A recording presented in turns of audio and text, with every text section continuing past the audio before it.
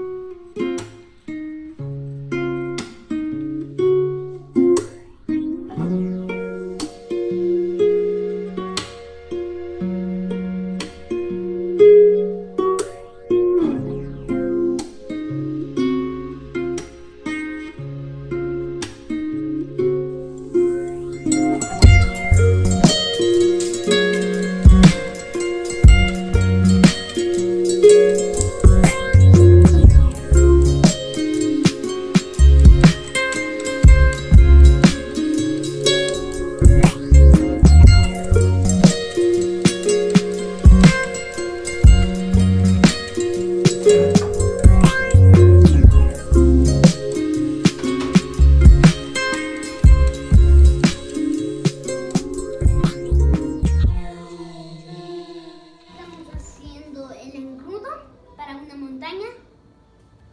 Ahorita estamos haciendo crecer la montaña con los papeles.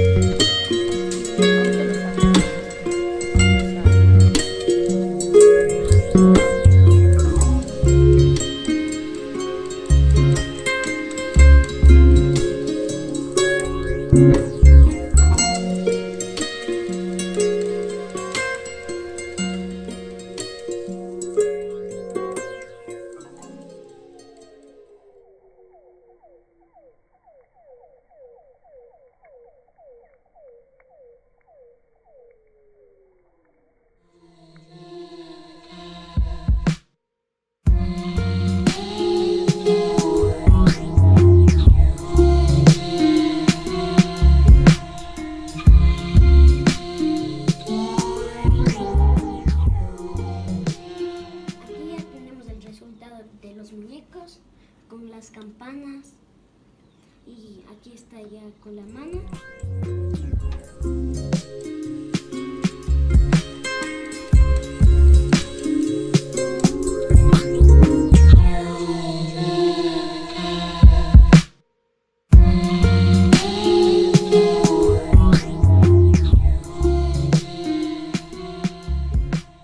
Para el próximo video vamos a hacer ya empezar a dar vida a los muñecos.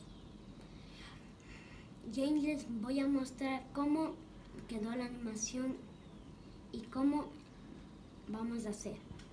Chao.